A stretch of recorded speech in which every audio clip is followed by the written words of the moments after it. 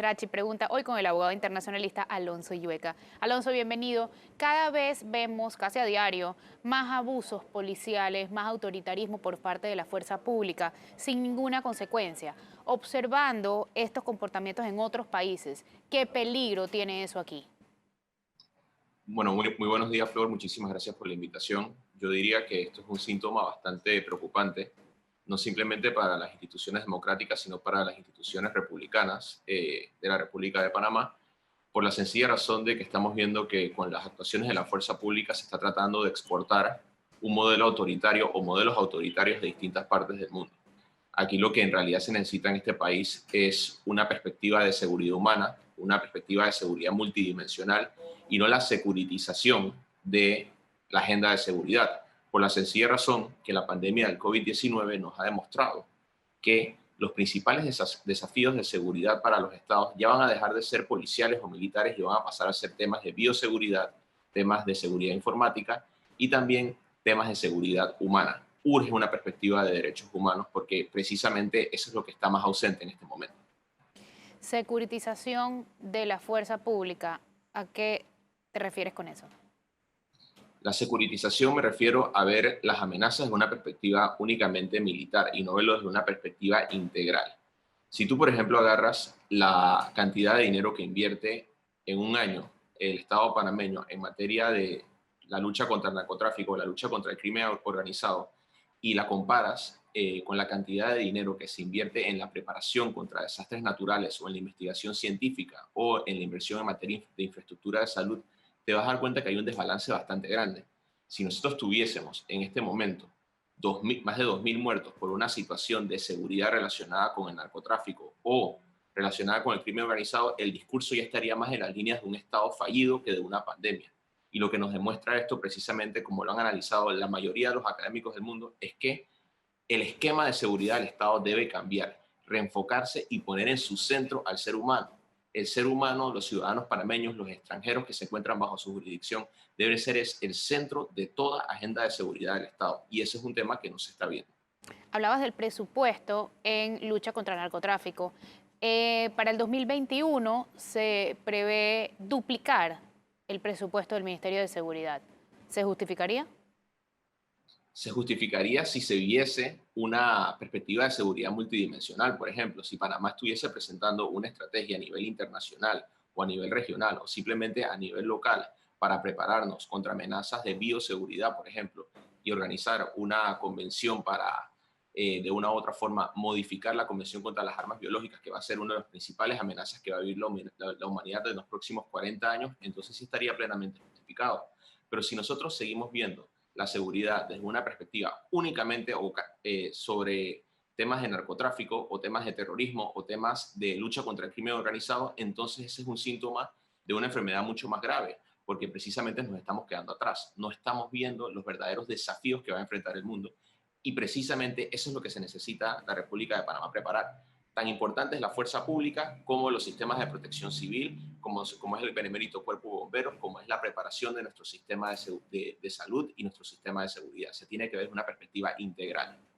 ¿Cómo se manifiesta ese temor que está empezando a nacer hacia la policía en lo que debería ser la acción, protesta y presión ciudadana?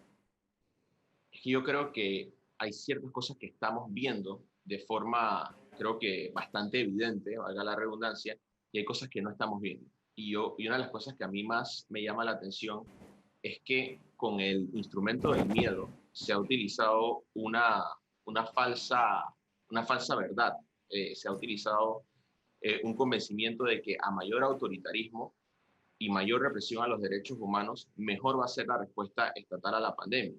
Pero en realidad, tal como lo ha dicho Kenneth Roth, el director de Human Rights Watch, el respeto a los derechos, mientras más respeto haya a los derechos humanos, mejor es la respuesta a la pandemia.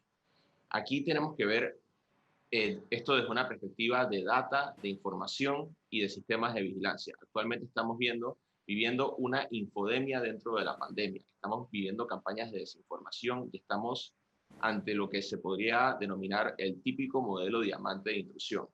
Aquí no simplemente estamos viendo acciones autoritarias, sino también estamos viendo una campaña de desinformación que va desde la expansión de la propaganda estatal, el uso de troll y bots en redes sociales y también la fabricación de contenidos alternos, en granjas de contenidos en medios alternos, y además la famosa contratación de los influencers, o lo que se denominaría en la jerga de esta temática los local co-ops, los operativos locales. Esto de una u otra forma manifiesta una agenda oculta que es tendiente a la desinformación. Y precisamente eso es una de las herramientas que en toda sociedad democrática y en toda sociedad republicana con la debida separación de poderes se debe combatir. Si a esto tú agregas la suspensión de garantías fundamentales, entonces el síntoma es mucho más preocupante, es mucho más grave. En el siguiente bloque quisiera entrar en estos decretos que restringen las libertades fundamentales, pero antes de ir a cambio, quisiera hacerte la pregunta, ¿podría Panamá ser objeto de demandas internacionales por su manejo de la pandemia, por limitar el derecho y el ejercicio de la actividad privada? Por supuesto, y como dirían por ahí a confesión de parte, relevo de prueba, la República de Panamá, en sendas comunicaciones al secretario general de la OEA, ha informado de la suspensión de garantías fundamentales, a pesar de que la Corte y la Asamblea en este momento rehúsen a su labor constitucional, a su rol constitucional de analizar la suspensión de las garantías fundamentales. Ya la República de Panamá como Estado ha anunciado a nivel internacional que ha suspendido garantías fundamentales.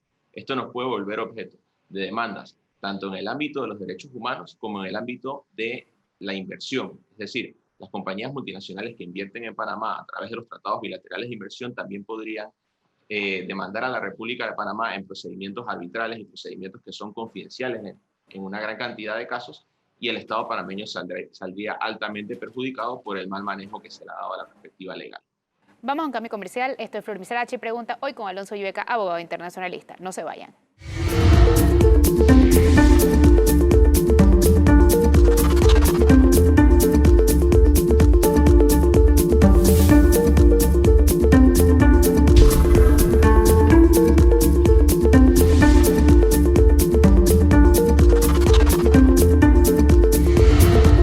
Ya de vuelta en Flor Miserachi Pregunta, hoy con Alonso Yueca, abogado internacionalista. Alonso, tu opinión de los decretos que restringen libertades fundamentales ha sido objeto de mucha controversia. ¿Cuál es tu punto? Yo primero haría una especie de disclaimer diciendo que obviamente no soy abogado constitucionalista, pero como cualquier persona que asistió a la Facultad de Derecho y cualquier persona informada que se le ha leído un fallo de la Corte Suprema de Justicia de una acción promovida por el abogado y exministro de Gobierno Milton Enríquez por los sucesos acaecidos en Changuinola, uno puede entender que el criterio de la Corte Constitucional, en este caso la Corte Suprema de Justicia de la República de Panamá, es que la única forma de suspender garantías constitucionales, y esto no lo estoy diciendo yo, lo dijo la Corte, es a través del artículo 55 de la Constitución Nacional. Este artículo, a la fecha, no se ha invocado, no se ha aplicado, y consecuentemente el Ejecutivo no tendría autoridad legal para suspender las garantías fundamentales. Según el Reglamento Sanitario Internacional, que es ley de la República, Ley 38 del 2011, la cuarentena solo aplicaría para los contagiados o para los sospechosos de contagio, no para todo el país. Es que precisamente este es otro síntoma, Flor, de la falta de una cultura de legalidad en este país. Porque si tú agarras la Ley 38 del 2011, esa ley que tú acabas de mencionar, que adopta el Reglamento Sanitario Internacional, que es la ley máxima a nivel internacional y también a nivel local para tratar con situaciones de esta naturaleza, con situaciones de pandemia, entonces lo que tú te das cuenta es que existe una contradicción en materia de conceptos entre el Ministerio de Salud y lo que dice la ley. Y en eso creo que es necesario recordar el artículo 19 de la Constitución, que dice que el funcionario público únicamente puede hacer lo que la Constitución y la ley les permita. Y si una ley de forma taxativa establece que la cuarentena únicamente aplica para los sospechosos de contagio o para los contagiados, tú no puedes someter a todo un país bajo un concepto que en teoría es jurídico, pero en la práctica no lo es, a una cuarentena total y restringir libertades fundamentales, porque eso iría muy de la mano con el uso del artículo 27 de una forma, de la Constitución, valga la redundancia, de una forma bastante separada de la ley internacional. Y si visitamos el artículo 4 de la Constitución, terminamos de encontrar el cuerpo del delito, por decirlo de alguna manera, que es que la República de Panamá acata las normas de derecho internacional, y el Reglamento Sanitario Internacional es una norma de derecho internacional y una ley de la República. Y en esa línea hablamos de la pasividad de la Corte en la decisión de estas demandas de recursos presentados. Esa es la parte más preocupante, porque en cualquier sistema republicano debe operar bajo la doctrina de la separación de los poderes, esa doctrina de separación de los poderes que habló Alexis de Tocqueville y que habló Immanuel Kant.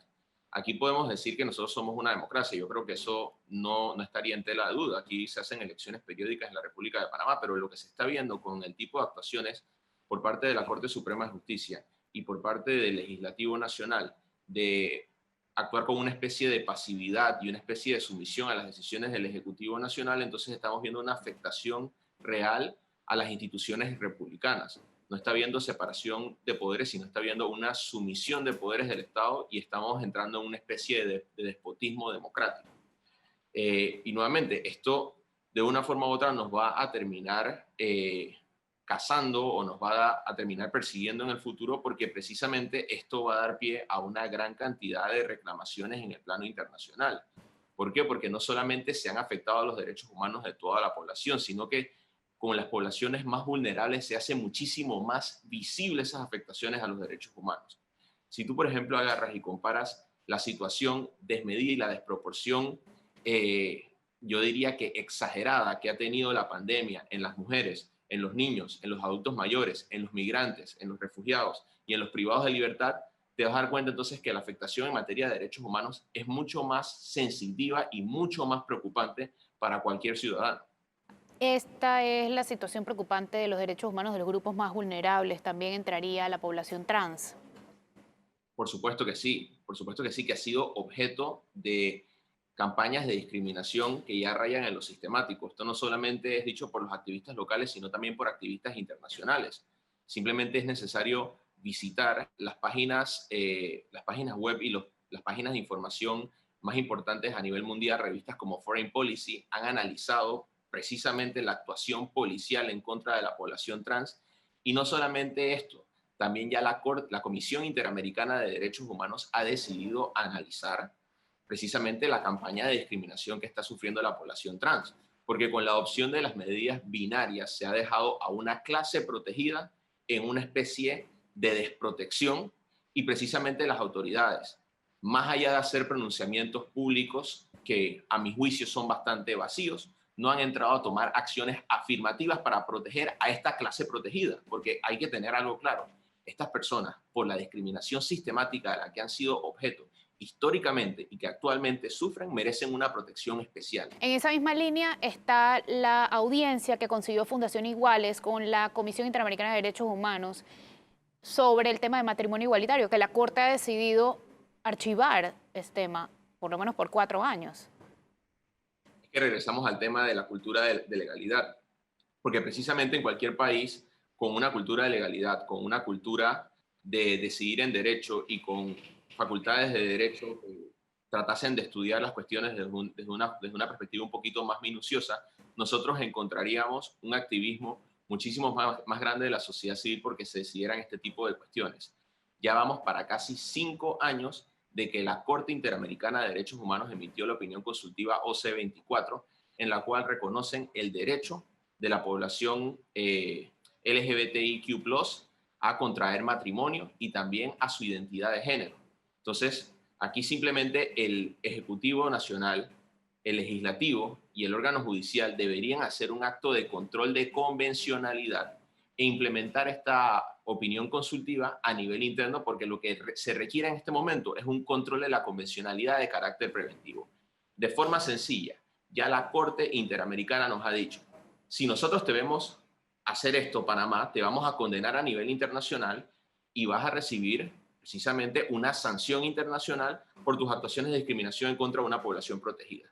Lo que dicta la lógica es que la República de Panamá tome atención o tome nota de esta decisión de la Corte Interamericana de Derechos Humanos y la adopte a nivel de derecho interno, pero eso parece ser una asignatura pendiente que se parece haber dejado en el tiempo y que simplemente por conveniencia política, que no debería ser el caso de la Corte, porque para eso están los magistrados, para tomar las decisiones incómodas que los políticos no pueden tomar, se han sentado sobre el fallo y han decidido simplemente no sacar esa decisión, lo cual es verdaderamente preocupante. Vamos a otro cambio comercial. Gracias por acompañarnos. No se vayan. Esto es Flor Misrachi Pregunta, hoy con Alonso Llueca, abogado internacionalista.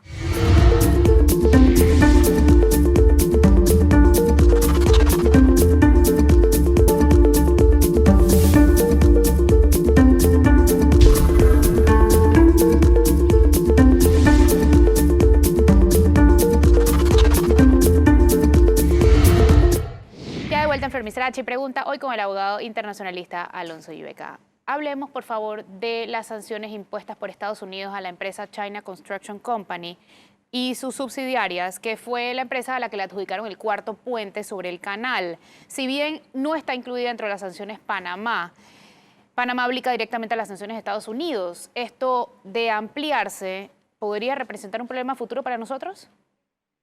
Por supuesto, y en eso, Flor, nuevamente, este es un síndrome o un síntoma de una especie de cultura de legalidad que ha quedado en el olvido en este país. Aquí en Panamá se aplican de forma directa las sanciones emitidas por el Departamento del Tesoro y las sanciones emitidas por el Departamento de Estado sin la necesidad de un instrumento jurídico nacional que las implemente a nivel de derecho interno. Y esto es una cuestión que es bastante preocupante, porque si bien la primera vez que se realizó un acto de esta naturaleza se trataban de compañías de un empresario reconocido a nivel nacional, si se trata de una compañía a la cual le ha sido adjudicado la construcción del cuarto puente sobre el canal, y además se trata de una compañía que está vinculada con el gobierno de la República Popular China, entonces tendríamos un gran problema. Aquí no simplemente es que Panamá como una decisión de política pública interna o como una decisión de una política internacional decida adoptar o no las sanciones emitidas por un gobierno foráneo. Es que se necesita un instrumento jurídico que le implemente a nivel de derecho interno. Y esto puede parecer algo totalmente inconsecuente, pero la realidad es que nuevamente los funcionarios públicos únicamente pueden hacer lo que la ley le permite y no hay ni una ley en la República de Panamá que diga que las sanciones emitidas por un gobierno foráneo se deben aplicar de forma automática. Habiendo hecho esa aclaración, también es necesario que la República de Panamá empiece a definir sus posiciones sobre ciertos temas que son altamente sensitivos. Estas sanciones que tú acabas de mencionar le fueron impuestas a la República Popular China por las construcciones que está realizando en el mar meridional de la China o en el mar del sur de la China, que son parte de una agenda expansionista y de reclamación por parte de la República Popular China de esta porción de mar. Estados Unidos está en contra de esto, pero la República de Panamá todavía no conocemos su posición oficial, a pesar de que la República de Panamá tiene una de las rutas marítimas más seguras del mundo y a pesar de que tenemos la flota de marina mercante más grande del mundo, todavía no conocemos una posición oficial respecto a la libertad de navegación, respecto a las reclamaciones soberanas. Panamá puede decidir o puede decantarse a favor de la República Popular China o a favor de los Estados Unidos de América, a favor de Vietnam, a favor de Singapur, a favor de Indonesia, pero simplemente no nos podemos dar el lujo de continuar sin una posición a nivel internacional. ¿Por qué? Porque tenemos demasiados intereses a nivel internacional para darnos el lujo de no tener una posición. Es algo totalmente contradictorio, antihistórico. ¿Qué te puedo decir? Es algo que es verdaderamente preocupante. Cambiando un poquito de tema, como profesor de Derechos Humanos, ¿cómo se pudo haber hecho frente mejor a la ayuda humanitaria que ha entregado el gobierno? Yo creo que aquí también es importante hacer una aclaración antes de responder la pregunta. Yo creo que ningún gobierno en el mundo estaba preparado para una pandemia de esta naturaleza. Lo que yo sí siento que le ha faltado al gobierno, como bien acabas de decir tú con tu pregunta, es una perspectiva de derechos humanos. Y esta perspectiva de derechos humanos está verdaderamente ausente. ¿Cómo se pudo haber hecho esto mejor? Bueno, tomando en cuenta los grupos que están siendo especialmente afectados por la pandemia. Yo creo que a manera de reflexión, simplemente agarrar un carro, agarrar un helicóptero o una lancha en este caso, e irse al Darién y ver la situación en la que se encuentran los migrantes. Ustedes pensarían que están en una zona de conflicto armado o que están en un país donde acaba de ocurrir un desastre natural de proporciones inimaginables. Las condiciones en las que se encuentran ellos son infrahumanas. Y cosas tan sencillas que yo creo que yo no soy la persona adecuada para decirlo porque yo soy un hombre blanco, educado y privilegiado. Pero, por ejemplo, ¿qué sucede con las mujeres? Aquí ni siquiera se ha tomado en cuenta el kit sanitario para las personas que se encuentran en ciertas necesidades. Aquí no estamos hablando de darle a las mujeres toallas sanitarias, de darle insumos básicos para su aseo personal, y esto no se está viendo nuevamente, desde una perspectiva humana y desde una perspectiva de derechos humanos. Lo mismo se puede decir en el caso de los niños. Los niños han sufrido afectaciones serias a su derecho a la educación. Si nos vamos a los privados de libertad y vemos el hacinamiento que están sufriendo, se puede hacer una comparación directa con el tema de los refugiados. Y esto es verdaderamente preocupante porque tal era la situación que tenían los refugiados y los migrantes en la República de Panamá que la Corte Interamericana de Derechos Humanos tuvo que hacer una audiencia de seguimiento del caso Bereslor, que es el primer caso en materia de derechos humanos que se ha decidido sobre migrantes involucró a Panamá. Y lo que dijo la Corte Interamericana de Derechos Humanos es que estábamos en la República de Panamá ante una política sistémica o sistemática de detención migratoria, y eso es violatorio de todos los estándares internacionales de los derechos humanos. Si a esto agregamos que Panamá no es parte de los convenios internacionales, en particular de la Convención Interamericana sobre Adultos Mayores, entonces también tenemos a nuestros abuelitos, a nuestros adultos mayores en una situación de desprotección. Aquí, en materia de grupos vulnerables, tenemos mucho por hacer. El hecho de que la mayoría de la población de la República de Panamá sean personas jóvenes, eso no significa que nosotros podemos olvidar de nuestros adultos mayores, de nuestros niños, de nuestros refugiados, de nuestros privados de libertad y de las mujeres. Esto es muy importante. ¿Esta pandemia ha dejado clara la necesidad de alguna ley en especial o no son leyes lo que nos hace falta? Yo creo que sí es necesaria, o sea, sí es necesaria una reforma legislativa. Y yo creo que en este sentido lo que nos ha ejemplificado esta pandemia es que necesitamos reformar el artículo 55 de la Constitución. Necesitamos incluir situaciones no solamente de pandemia, sino también de desastres naturales y desastres causados por el hombre. Aquí, simplemente en los últimos meses hemos visto cómo Panamá estaba involucrada a través de buques de bandera panameña en desastres provocados por el hombre en Mauricio y en Sri Lanka. Yo creo que es muy importante que Panamá legisle sobre esta materia, pero también creo que por el nivel de pérdidas de vidas humanas, luego de concluida la pandemia o luego de pasado este triste capítulo de nuestra historia republicana, es necesario que se conforme una comisión especial que investigue cómo fue la respuesta del gobierno y que formule recomendaciones de fondo. Esto no es algo nuevo, esto ya se hizo en los Estados Unidos de América luego de los atentados del 11 de septiembre del 2001.